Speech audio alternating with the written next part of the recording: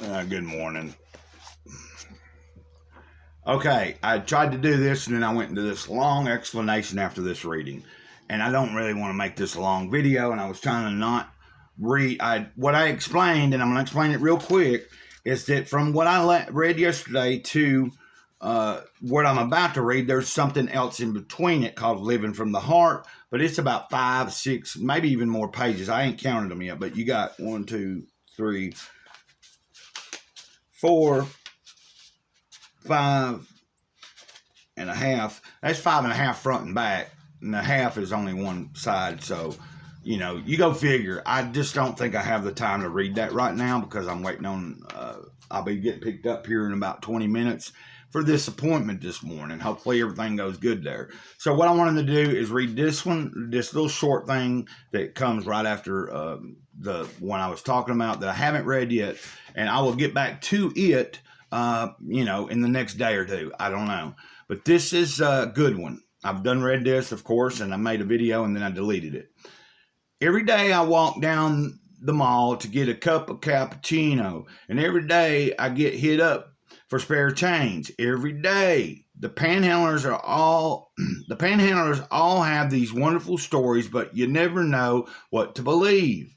After a while, it gets to be an irritation, and then I find myself getting upset that I'm so irritated over what is really just spare change. One day, this person came up to me and said, I just ran out of gas. My car is about 6 blocks away from here. I have 2 kids in the car, and I'm just trying to get back home. And then it doesn't tell me which person wrote this because at the beginning of the book, there's a whole list of people that contributed to this. So I guess the names are at the front, and then the stories are anonymous. Like, you just have the names of who contributed, and you don't know which story goes to who. So, but underneath this is a quote from William Shakespeare. The quality of mercy is not strained. It droppeth as the gentle rain from heaven upon the place beneath. It is twice blessed. It blesseth him that giveth and him that takes. William Shakespeare. Okay, and, I just was wanting to put a little here, but I'm going to try to keep it shorter. As somebody that has had to panhandle before or ask people for help or fly a sign, regardless of what your opinion is of that, sometimes we got to remember we don't know where people are at. Now, I do know there's a bunch of people out there holding a sign up with a false story, or people that come up to someone asking for spare change giving them a BS story. I always came from the place of shoot from the hip. Tell them what you're needing. Tell them what you're wanting. Like if I was wanting a drink and that's why I was trying to get money, then I tried to approach people that I thought might help me with that, and I could be honest with them, especially if they're coming out of a store with a 12-pack or a bottle of liquor. It's a lot easier to walk up and say, I'm trying to get us a little bit of money up to get a drink. Now, if you're needing food, that's what you tell them. You don't make up some elaborate story. I didn't. I just, whatever it was I felt I had to have or needed, regardless of what your opinion is of why someone's doing it. But also, I like to take it on face value. If someone's telling me something and I don't know if their story's true or not, if I've got it to give, then I should give it if I have it in my heart to give it. Regardless if when I walk away, they go do something completely else because it's out of my hands then.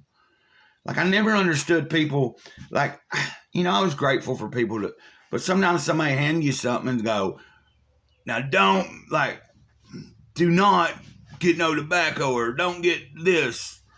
Well, if you're giving it to me, why?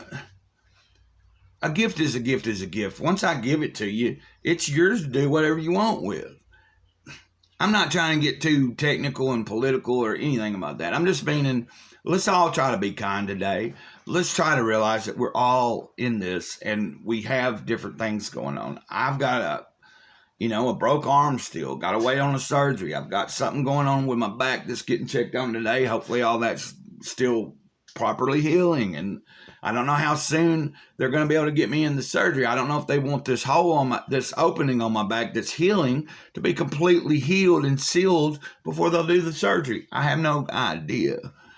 But what I'm getting at is we never know where people are at, man. You know? Whew. I mean, even since I've lived in this trailer, there's been times I've had to go out and hustle up a little money for electric. My electric's on a prepaid. So when I call and I've only had one or two times where I miscalculated and then I woke up one day and by 1 o'clock the electric cut off, because that's when they do the official cutoff if you run out of money on it. And then you don't want that happening. And then you got to hustle that same day to try to get enough on there. Because if you go 10 days without putting nothing on there, then it's got to reboot the whole thing. You got to create a new account and pay it like whatever it is to start that account for a prepaid. So usually I'm keeping check of my electric ahead of time. About a week ahead of time, I'm calling. And if I'm told a good number, like the other day, I had, like 2 days ago, I had $157 still on my electric. That's plenty. By next week when I get paid, I'll probably still have a little over 100 on there. That gives me some leeway. I try to keep it ahead. But there has been those times where I was on a crunch. It's like, okay, I got 5 days of payday and I ain't got but $10 left on my prepay. Well, that $10 ain't going to last for 2 days, because I'm using about $3 to $4 a day in electricity when it's not like really, really cold or whatever. So, anyway, a few years ago, I did have a crunch. I had a really hard time going on around Christmas time and I'd miscalculated. And, I had no clue that somebody that messaged me on Facebook, because I'd posted to a group, I didn't know that it was my old friend Randy from back where I grew up. But I thought I was talking to some new person named Randy. They hit me up and they were like, hey, I got to be in Scottsboro on Christmas Eve or whatever, or Christmas. I can't remember. I think it was Christmas Eve. And, he's living in Tennessee, but he's like, my old lady's family lives there. I'm going to be down that way. Give me your address. I'm going to come by. I'm going to bring you a heater. Like that, I had a heater, but it wasn't working all that great. But he was like, I'm going to bring you a heater. Hey, do you need some sweatshirts? Do you need some socks? I got plenty of clothes I can give you. It's like, man, anything would be grateful. Then on his way that day, he messaged me and was like, he messaged me and said, hey, do you need some dog food? I was like, man, yeah, I could use some dog food, He's like, I'm stopping at Dollar General. I'm going to get you a bunch of food, and I'm going to get you some dog food. He showed up. I mean, I ain't seen this dude in like probably 20 years at that time. Man, we both teared up. He couldn't stay long. But I was telling him about how, at this point I had went out and hustled up like $10 or $15 to put on my electric to get me to the next, whenever I got paid, which, I knew that was maybe enough, but it might not be. I just needed a few days till my payday. He said, man, do you care if I give you some money? And I was like, dude, he gave me $40. I went right after he left. I went and I got that on there. So,